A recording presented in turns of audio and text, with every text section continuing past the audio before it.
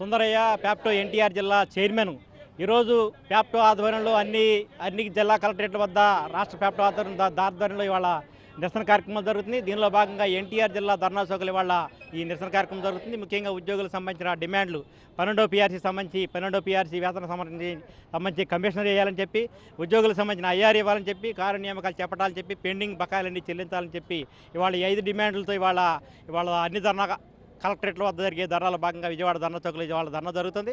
ఈ కూటమి ప్రభుత్వం 10 నెలలైంది అధికారంలోకి వచ్చి. ఈ 10 నెలలకు ముందు అధికారం రాకముందు ఇవాళ ఉద్యోగులకి ఉపాధ్యాయులకి నేను మెరుగైన పీఆర్సీ ఇస్తామని చెప్పారు. పెండింగ్ బకాయిలన్నీ ఇచ్చేలా కూడా చెల్లిస్తామని చెప్పారు.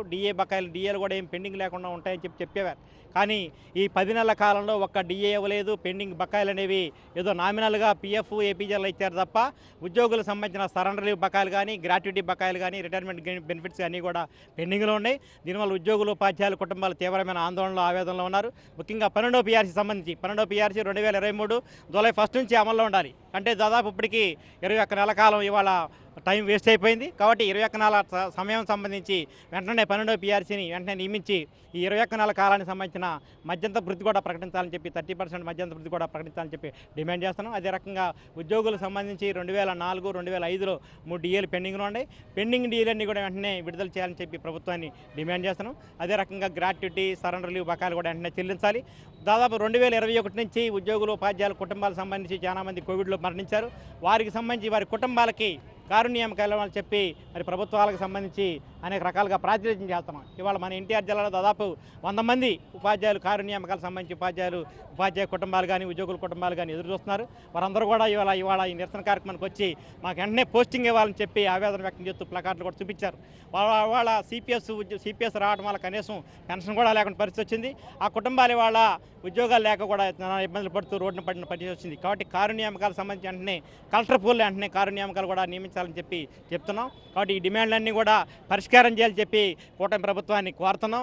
లేకపోతే ఈరోజు చిన్న నిరసన భవిష్యత్తులో పెద్ద ఉద్యమంగా మారిపోయి మరొక బీఆర్టీఎస్ రోడ్డు ఉద్యమం యాజిటేషన్గా కూడా మారే అవకాశం ఉంది. కాబట్టి ఈ ప్రభుత్వ పెద్దలు వెంటనే కళ్ళు తెరిచి మరి ఉద్యోగులు ఉపాధ్యాయులతో చర్చలు జరిపి ఉద్యోగులకు సంబంధించిన ఏ డిమాండ్లు అయితే ఆ డిమాండ్లన్నీ కూడా పరిష్కారం చేయాలని చెప్పి ప్యాప్టో తరఫున డిమాండ్ చేస్తున్నాం. తమ్ము నాగరాజు, రాష్ట్ర కార్యదర్శి, ఏపీటీఎఫ్.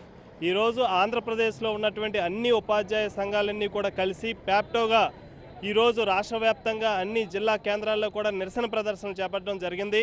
ప్రధానంగా ప్యాప్టోగా మేము డిమాండ్ చేస్తుంది ఏమంటే ఆర్థిక సమస్యలు ఉన్నాయి, ఇందులో అదేవిధంగా పెన్షన్ సమస్యలు ఉన్నాయి, కారుణ్య నియామకాల సమస్యలు ఉన్నాయి, అదేవిధంగా 117 జీవోకి సంబంధించి పాఠశాలల పునర్వ్యవస్థీకరణకు సంబంధించినటువంటి సమస్యలు ఉన్నాయి.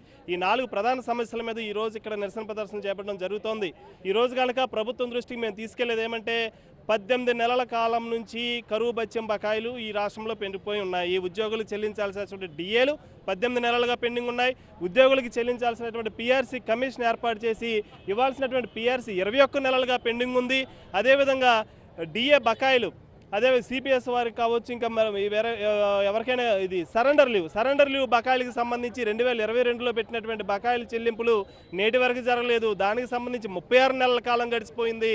అదేవిధంగా డిఎస్సి 2003 వారికి పాత పెన్షన్ ఇవ్వచ్చు అని చెప్పి కేంద్రం ఇచ్చినటువంటి మెమో 57ను మన రాష్ట్రంలో అమలు చేయకపోవడం వల్ల 60 నెలల కాలం గడిచిపోయింది. అంటే 60 నెలలు, 36 నెలలు, 21 నెలలు, ఇన్నేసి సంవత్సరాలు మాకు రావాల్సినటువంటి ఆర్థికపరమైనటువంటి అంశాలన్నింటినీ కూడా పెండింగ్లో పెడితే ఉద్యోగులు ఎలా బతకాలి అనేటువంటి అంశంతో ఈరోజు ఈ కూటమి ప్రభుత్వం ఏర్పడిన తర్వాత మొట్టమొదటిసారిగా ఉపాధ్యాయ సంఘాలను కలిసి ప్యాప్టోగా రోడ్డెక్కాయని చెప్పేసి తెలియజేస్తున్నాము.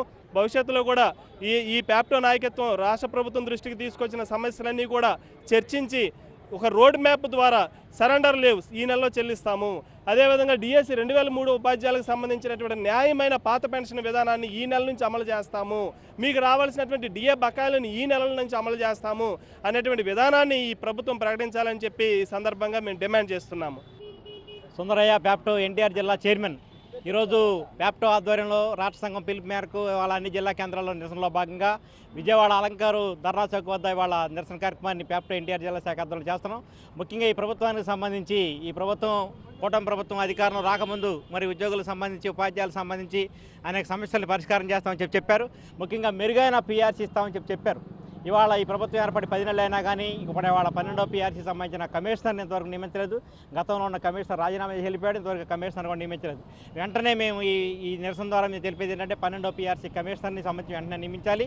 ఈలోగా ఉద్యోగులకు సంబంధించి ఉపాధ్యాయులకు సంబంధించిన 30% IRని మధ్యంతర వృత్తిని ప్రకటించాలని చెప్పి కోరుతున్నాం. ఇవాళ ఉద్యోగులుగా మేము 21 నెలల పాటు ఇవాళ PRCని 12వ PRC కాలాన్ని నష్టపోయాం. కాబట్టి 12వ PRC విషయంలో ప్రభుత్వం వెంటనే చర్యలు తీసుకోవాలని చెప్పి మొదటగా మేము డిమాండ్ చేసేది. రెండోది ఉద్యోగులకు సంబంధించిన సరెండర్ లీవ్ బకాయిలు కానీ, రిటైర్మెంట్ గ్రాట్యుటీలు కానీ, మరి DA బకాయిలు కానీ, PRC బకాయిలు కానీ పెద్ద ఎత్తున పెండింగ్లో ఉన్నాయి. ఆ బకాయిలన్నీ కూడా వెంటనే చెల్లించాలని చెప్పి ప్రభుత్వాన్ని కూడా డిమాండ్ చేస్తున్నాం. ఈ ప్రభుత్వం అధికారంలోకి వచ్చిన వెంటనే కూడా ఉద్యోగుల బకాయిలు కానీ, పెండింగ్ DAలు కానీ ఎన్ని లేకుండా కొట్టాలని చెప్పారు. కానీ ఇవాళ 2005 నుంచి 2004, 2004 2 DAలు, 2005 1 DA, మొత్తం 3 DAలు పెండింగ్లో ఉండే. వెంటనే పెండింగ్ DAలు విడుదల చేయాలి, బకాయిలు విడుదల చేయాలి. అదేవిధంగా 2003 DAకి సంబంధించి ఇవాళ అన్ని రాష్ట్రాల్లో మెమో నెంబర్ 57 ప్రకారం మరి 2004 సెప్టెంబర్ ముందు నియామకాలైన ఉద్యోగులకు సంబంధించి పాత పెన్షన్ స్కీమ్ని వర్తింపజేస్తున్నారు చాలా రాష్ట్రాల్లో. మన రాష్ట్రంలో కూడా మరి DSC 2003 10,000 మంది దాకా ఉపాధ్యాయులు ఉన్నారు. వారికి కూడా వెంటనే పాత పెన్షన్ స్కీమ్ని మరి పునరుద్ధరణ చేయాలని చెప్పి కోరుతున్నాం. అదే రకంగా కారుణ్య నియామకాలు ఇవాళ 2021లో మరి కోవిడ్ వల్ల చాలామంది ఉపాధ్యాయులు చనిపోయారు. వాళ్ళకి సంబంధించిన కుటుంబాలకి కార్యనియామకాలు ఇంతవరకు ఇవ్వలేదు. దాదాపు మన జిల్లాలోనే దాదాపు ఒక 60-70 మంది పెండింగ్లో ఉన్నాయి. వాళ్ళకి సంబంధించి కార్యనియామకాలకు సంబంధించిన వెంటనే నియామకాలు చేపట్టాలి. అవసరమైతే ప్రత్యేకించి కలెక్టర్ పూల్లో కార్యనియామకాలు చేపట్టాలని చెప్పి కోరుతున్నాం. ఈ ప్రభుత్వాన్ని కోరేది ఒకటి, ఈ ప్రభుత్వం ఫ్రెండ్లీ ప్రభుత్వం అయితే మాత్రం ఉద్యోగులకు సంబంధించిన ఉపాధ్యాయులకు సంబంధించిన సమస్యల కోసం వెంటనే ఉద్యోగ సంఘాలతో చర్చలు జరిపి పరిష్కారం చేయాలి. లేకపోతే ఈ ఉద్యమం భవిష్యత్తులో పెద్ద ఉద్యమంగా మారిపోయి మరొక BRTS రోడ్ యాజిటేషన్ కూడా అయ్యే ప్రమాదం ఉందని చెప్పి హెచ్చరిక చేస్తూ ఉద్యోగ సంఘాలతో చర్చలు జరపాలని చెప్పి ప్రభుత్వాన్ని డిమాండ్ చేస్తాం. డాక్టర్ ఎన్టీ రాజు, ఎన్టీఆర్ జిల్లా ప్యాప్టో సెక్రటరీ జనరల్. మరి గత ప్రభుత్వంలో టెస్ట్ వేసిన సమస్యలు ఈ ప్రభుత్వంలో కూడా కొనసాగుతున్నాయి. కూటమి ప్రభుత్వంలో ఉద్యోగులకి, ఉపాధ్యాయులకి న్యాయం జరుగుతుందని చెప్పేసి ఎంతో ఆశపడి ప్రభుత్వాన్ని గెలిపించుకున్నాం. అయినప్పటికీ కూడా ఇప్పటివరకు ఒక్క సమస్య కూడా పరిష్కరించబడలేదండి. మరి ఇప్పటికే ఒక PRC కాలం నష్టపోయాం. మరి గత ప్రభుత్వ హయాంలో PRC కమిషనర్ వేసారు కానీ ఆయన రిజైన్ చేసి వెళ్ళిపోవడం జరిగింది. కాబట్టి మేము కోరేది ఏంటంటే 12వ PRC కమిషన్ వెంటనే పునరుద్ధరించాలి, కమిషన్ చైర్మన్ నియమించాలి. ఈలోగా మధ్యంతర వృత్తిని ప్రకటించమని మేము ప్రభుత్వాన్ని కోరుతున్నాం. అలాగే మరి DA సకాలంలో ఇవ్వాల్సిన DA అండి. మరి 5 విడతలు పెండింగ్లో ఉందంటే సమస్య ఎంత తీవ్రంగా ఉందో అందరికీ తెలిసిందే. మరి DAలు కూడా తీసుకోలేని పరిస్థితిలో ఉన్నాం. అలాగే మరి ముఖ్యంగా ఉపాధ్యాయులకు సంబంధించి 117 జీవోని రద్దు చేశారు కానీ మరి గత ప్రభుత్వంలో ఏ నిర్ణయాలు అయితే ఉన్నాయో పేర్లే మారినాయి కానండి మరి ఎలాంటి ప్రయోజనం లేకుండా పోయింది. మరి ఇదే ప్రభుత్వం గతంలో ఉన్నప్పుడు ప్రతి కిలోమీటర్కి ప్రాథమిక పాఠశాల అన్నారు, ప్రతి 3 కిలోమీటర్లకి UP స్కూల్ అన్నారు, 5 కిలోమీటర్ల పరిధిలో హై స్కూల్ అన్నారు. మరి ఇప్పుడు ఈ మార్పులు చేర్పులు చేయడం వల్ల బడుగు బలహీన వర్గాల పిల్లలు చదువుకి దూరమయ్యే అవకాశం ఉంది. కాబట్టి మరి దానిలో మార్పులు చేర్పులు చేయమని కోరుతున్నాం. అలాగే ప్రభుత్వాలు ఆలస్యం చేసినందువల్ల 2003 DSCలో సెలెక్ట్ అయిన ఉద్యోగులు, ఉపాధ్యాయులు మరి పెన్షన్ సౌకర్యం లేకుండా పోయింది. సో ఆ మెమోని అమలు చేస్తే ఏమవుతుందంటే పాత పెన్షన్ స్కీమ్లోకి వస్తారు. అలాగే పరిష్కరిస్తామన్నారు, GPS అన్నారు, CPS అన్నారు. CPS పేరుని గత ప్రభుత్వం GPS అని మార్చింది. మరి ఆ GPSని పూర్తిగా తీసేసి మేము పాత పెన్షన్ స్కీమ్లోకి మరి ఉద్యోగస్తులను, ఉపాధ్యాయులందరూ తీసుకురావాలని ఈ సందర్భంగా కోరుతున్నాం. నా పేరు జి రామారావు అండి, రెడ్డిగూడ మండలం.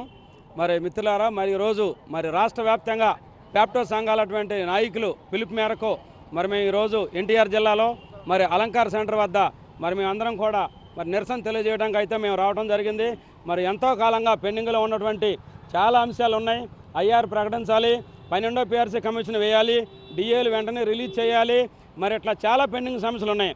మరి వీటన్నిటిని కూడా మేము పరిష్కరించుకోవడానికి మరి మేమందరం కూడా మరి ఇక్కడికి వచ్చి మరి ప్రభుత్వానికి మరి మేము నిరసన తెలియజేయాలనే ఉద్దేశంతో మరి ఈ సందర్భంగా మరి ఇక్కడ రావడం జరిగింది.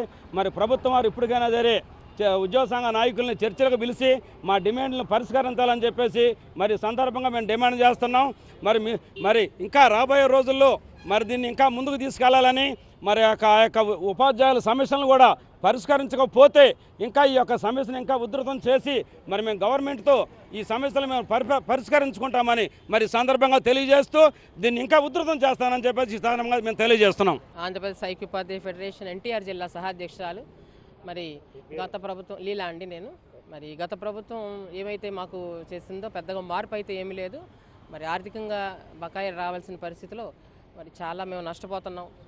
ఏదో ఇచ్చామని పేరుతో ఈ మధ్యకాలంలో మరి బకాయిలు విడుదల చేస్తున్నామని ఇచ్చి వాటిల్లో దాదాపుగా 22వ సంవత్సరంలో మరి తీసుకొని వాటికి కూడా ఇన్కమ్ ట్యాక్స్ కట్టుకున్న పరిస్థితులు ఉపాధ్యాయులకు ఉన్నాయి. ఇప్పటి వరకు కూడా అలాంటి బకాయిలు కూడా ఉన్నాయి.